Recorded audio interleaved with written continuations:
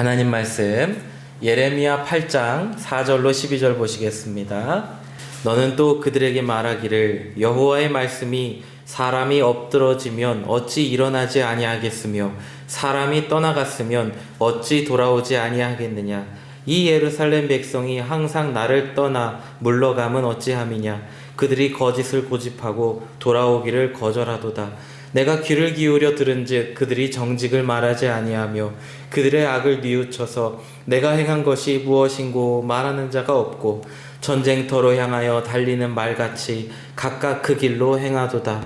공중의 학은 그 정한 시기를 알고 산비둘기와 제비와 두루미는 그들이 올 때를 지키거늘 내 백성은 여호와의 규례를 알지 못하도다. 너희가 어찌 우리는 지혜가 있고 우리에게는 여호와의 율법이 있다 말하겠느냐. 참으로 서기관의 거짓의 붓이 거짓되게 하였나니 지혜롭다 하는 자들은 부끄러움을 당하며 두려워 떨다가 잡히리라. 보라, 그들이 여호와의 말을 버렸으니 그들에게 무슨 지혜가 있으랴. 그러므로 내가 그들의 아내를 타인에게 주겠고 그들의 밭을 그 차지할 자들에게 주리니 그들은 가장 작은 자로부터 큰 자까지 다 욕심내며 선지자로부터 제사장까지 다 거짓을 행함이라. 그들이 내 백성의 상처를 가볍게 여기면서 말하기를 평강하다 평강하다 하나 평강이 없도다. 그들이 가증한 일을 행할 때에 부끄러워하였느냐? 아니라 조금도 부끄러워하지 않을 뿐 아니라 얼굴도 붉어지지 아니하였느니라. 그러므로 그들이 엎드러질 자와 함께 엎드러질 것이라. 내가 그들을 벌할 때에 그들이 거꾸러지리라. 여호와의 말씀이니라. 아멘. 우리는요, 평강하다 평강하다 하는 말 좋아합니다. 우리 집이 평강하기만 했으면 좋겠고 내 자녀들이 평강했으면 좋겠고요. 평강하다 평강하다 하는 말을 우리는 참 좋아합니다. 저도 매우 좋아해요. 그래서 여러분 아시겠지만 저도 카톡하면은 샬롬 하고 먼저 인사부터 하잖아요. 평안하시라고, 평강하시라고 제가 샬롬 하고 인사합니다. 그런데 하나님은요, 우리에게 그보다 더 평강 주시기를 원하시는 분이 하나님이세요. 그 놀라운 평안, 그 평강이 예수 그리스도 그분으로 인해 우리에게 임했습니다. 평안하지 않다면요, 내 삶에 가진 것이 그 어떤 소유가 무슨 우리의 만족이 되겠어요? 어떠한 의미가 되겠나요?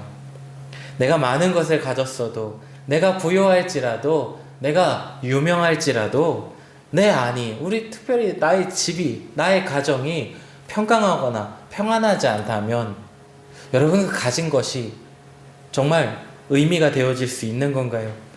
예수님은 말씀하셨어요. 요한복음 14장 27절에 평안을 너희에게 끼치노니 곧 나의 평안을 너희에게 주노라. 내가 너희에게 주는 것은 세상이 주는 것과 같지 아니하니라. 너희는 마음에 근심하지도 말고 두려워하지도 말라. 목사로서 세상을 볼 때 저를 놀라게 하는 일이 있습니다. 그것은 세상이 더 발전하고 뛰어난 과학과 이해되지 못하던 일들이나 기술들이 발전하면서도 사람들은 여전히 두려운 마음이 가득하다는 거지요. 그것이 저는 참 놀랍습니다. 무엇으로 알 수 있나요? 제 기준에서 알 수 있는 가장 분명한 건 사주가 아닌가, 그런 생각을 해봅니다. 제가 오늘 혹시나 해서 검색해 봤어요. 제가 설교 준비하면서 또 차 타고 다니면서 주님 어떤 말씀으로 이렇게 할까요 하면서 이제 기도하는 마음으로 준비하면서요, 검색해 봤어요. 순간 스쳐가는 그런 생각이 뭐였냐면, 요즘에 AI가 발전을 하는데 어쩌면 사주도 AI로 보진 않을까? 약간 그 생각이 제가 든 거예요. 순간 스쳐가는 거예요. 그래서 제가 AI 사주 쳐봤어요.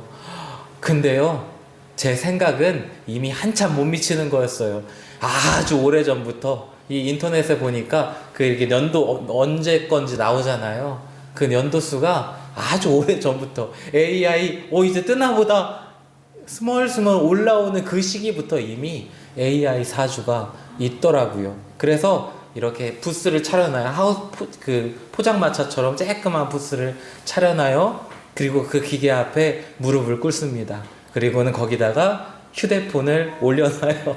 그리고는 묻는 거죠. 그러면 AI가 막 반말로 얘기하는 거예요. 여자 AI가 나와가지고 너의 사주는 막 그러면서 반말로 사주를 봐주는. 그래서 제가 그걸 이제 뉴스로 이렇게 소식으로 전하는 걸 보면서 야, 세상은 내 생각보다 빠르구나. 그런 생각을 오늘 좀 했더랍니다. 기술이 발전하는데요. 오히려 더 사람들은 마음에 두려움이 있어요. 나의 인생을 평안하게 하고 평강하게 해줄 것은 무엇인가? 그걸 구하고 있는 거죠. 그런데 생각해보면 그 AI나 기계나 결국 만든 건 누구예요? 사람입니다. 말하자면 그들에게는 우리가 창조주예요. 그죠?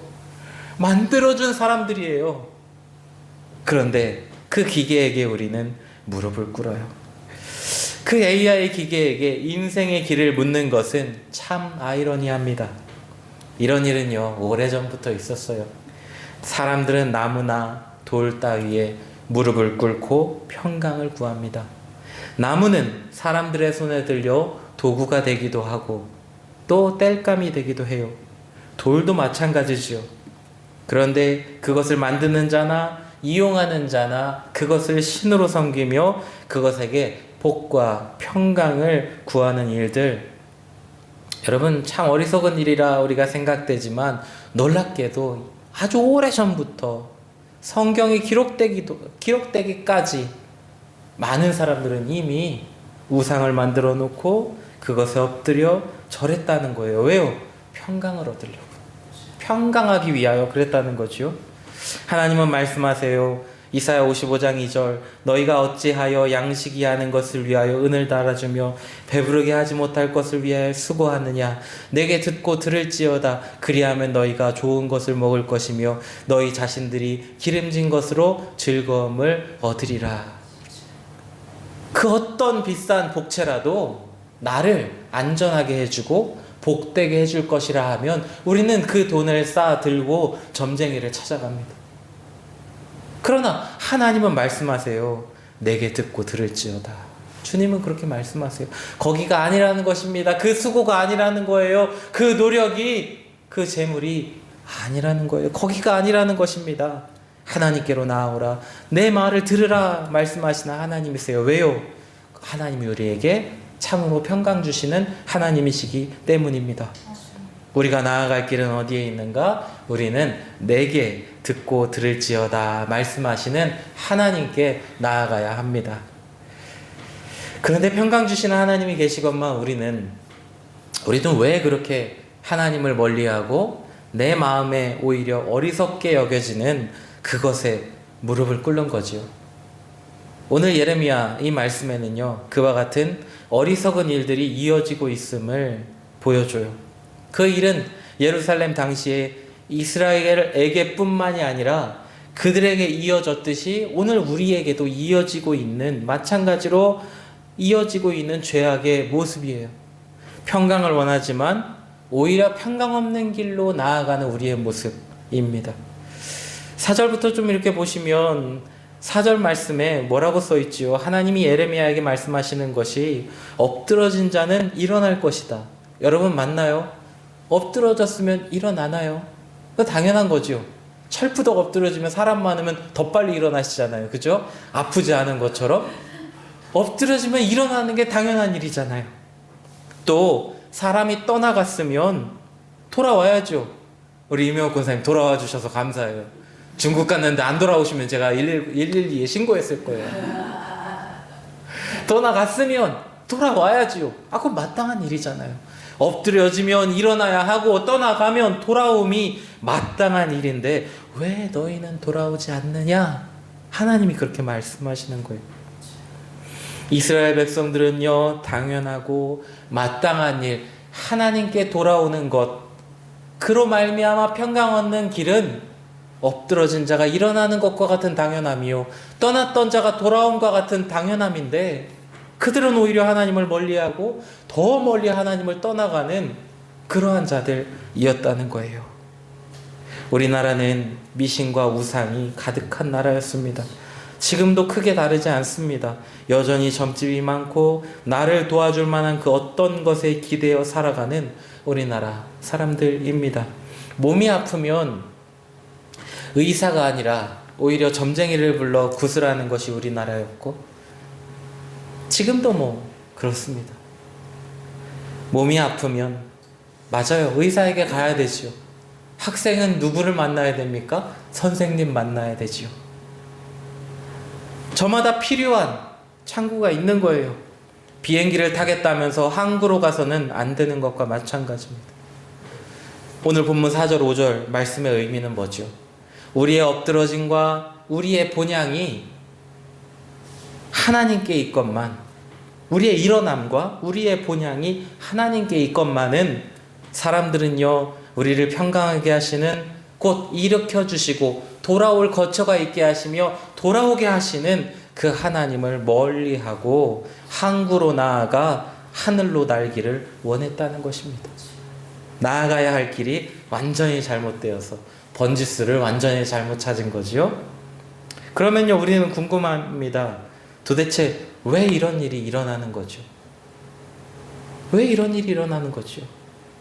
6절 말씀에 하나님은요, 그들이 정직을 말하지 아니하며 그들의 악을 뉘우쳐서 내가 행한 것이 무엇인고 말하는 자가 없고 전쟁터로 향하여 달리는 말같이 각각 그 길로 행하도다 그랬습니다. 다시 말해, 그들에게는 지금 주된 것이 있어요. 각각 행하는 일이 자기의 주가 되었어요. 그들의 달려감은 그들이 각각 행하는 일이었어요. 곧 자기 스스로가 하나님 된 삶을 원했다는 것입니다. 얘야, 너 왜 거기로 달려가니? 몰라요, 내가 원하는 거예요. 그냥 달려갔다는 거예요. 너 그 길로 가면 안 돼. 날 놔요, 붙잡아요, 내 마음대로 할 거예요 하고 달려갔다는 것입니다.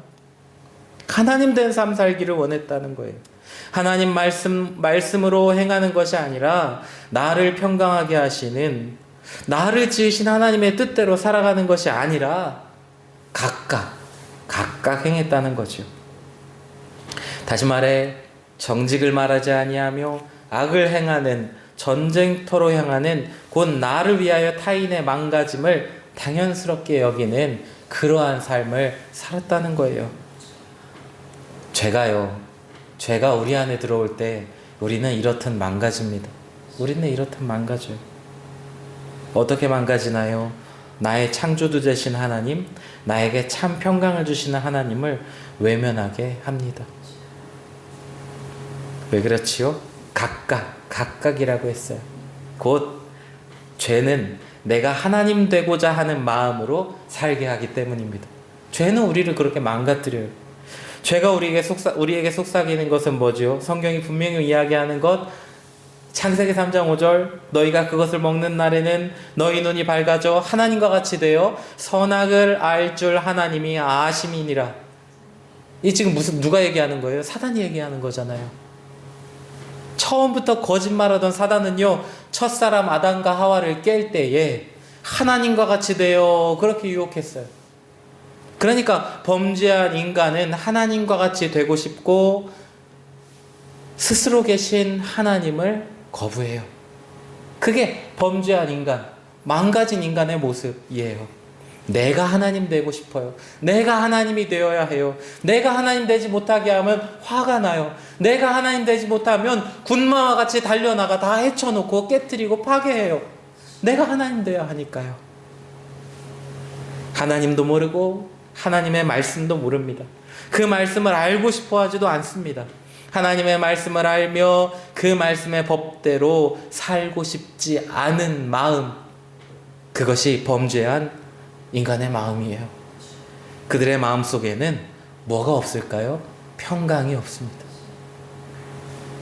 이스라엘 백성들의 문제는 뭐였지요? 하나님은 우리에게 분명하게 가르쳐 주세요. 그들에게는요, 하나님의 법, 하나님의 말씀이 없었다는 거예요. 나의 법밖에 없어요. 각자의 길밖에 없어요. 하나님의 말씀을 따라가도록 그 말씀이 그들에게는 없었어요. 온전한 지혜가 없었던 것입니다. 그들에게는 왜 말씀이 없었던 거지요? 이스라엘 백성에게는 서기관도 있었고 선지자도 있었고 율법학자들도 있었어요. 그러나 문제는 그들이 하나님의 말씀이 아닌 자기들의 배를 불리는 평강의 말씀을 전한 데 있습니다.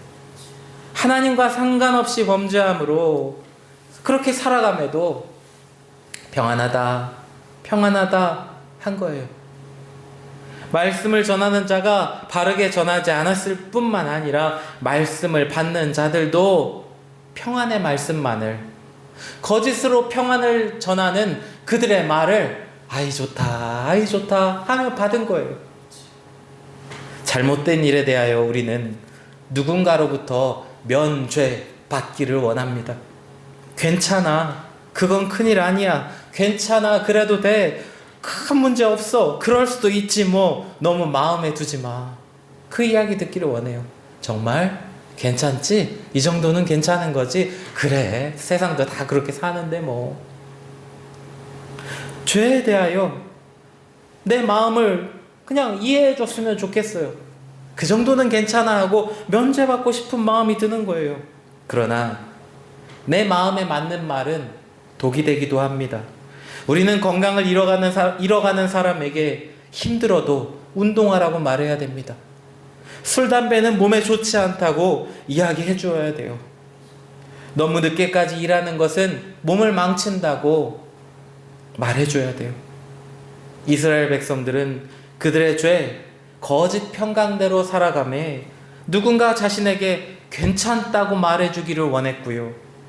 하나님의 말씀을 맡은 자들은 그들의 마음이 원하는 대로 또 자기의 유익을 따라 거짓 평강을 이야기하며 그들 가운데 진리의 말씀이, 하나님의 말씀이 없도록, 참 지혜가 없도록 그들을 망치는 일들을 했어요. 그들의 기대와 바램, 거짓 말씀 속에는 뭐가 없다고요? 평강이 없어요. 평강이 없는 그들의 삶, 10절부터 12절에 기록되어 있는데요. 이것은 우리에게 참담함을 안겨줍니다. 평강을 원했지만 그들에게는 조금도 평강이 없었다는 거예요. 평강하다, 평강하다, 평강하다 했지만 그 가정으로부터 평강이 깨어졌어요. 아내를 잃었어요. 아내를 빼앗겼어요. 여러분, 가족만큼 평강하기를 원하는 이들이 있나요? 내 가족이 평강했으면 좋겠어요. 나의 거처가 평강한 거처가 되었으면 좋겠어요. 자녀들이 어디를 가든지 평강했으면 좋겠어요. 행복에 대하여, 평강에 대하여, 건강함에 대하여 묻는다면 여러분은 가장 먼저 아마 가족을 떠올릴 거예요. 우리 가족이 평강했으면 좋겠어요. 이스라엘 백성들도 똑같지요. 왜 다르겠어요? 우리랑 똑같지요. 그들은 평강하기를 원했어요. 가정이 평강하기를 원했어요. 그러나 하나님의 말씀의 법을 떠나 죄악으로 각각 걸어간 그 길에는요, 가장 먼저 아내를 빼앗기고 가정이 깨어졌어요. 그들의 소유가, 그들의 밭이 짓밟혔어요. 그들의 산업이 완전히 망가지게 된 것입니다. 빼앗겨버렸어요. 그들이 평강의 길을 가지 않았고 오히려 평강의 말씀인 하나님의 말씀을 떠나 스스로 하나님 된 죄의 길을 걸었기 때문입니다. 오늘 본문 4절 5절 말씀과 같이 범죄한 우리가 하나님께 돌아오거나 가까이 나아감보다는 오히려 더욱 멀리 더 완악한 길로 나아간다는 거예요. 도무지 만날 수 없는 평행선이 그어진 것처럼 죄는 우리로 하여금 하나님을 떠나 평강이 아닌 멸망을 향해 나아가게 합니다. 예수님은요, 우리에게 이 빼앗긴 평강을 찾게 하시기 위해서 오셨어요. 하나님, 그분 안에서만 온전한 평강의 삶을 살아갈 수 있음을 알게 하시기 위하여 십자가에서 화평을 이루셨습니다.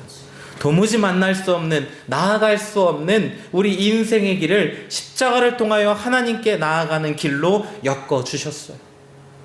평강을 위하여 이 땅에 오신 예수 그리스도의 놀라운 은혜, 바로 그 놀라운 은혜를 우리는 이 한 주 함께 바라볼 것입니다.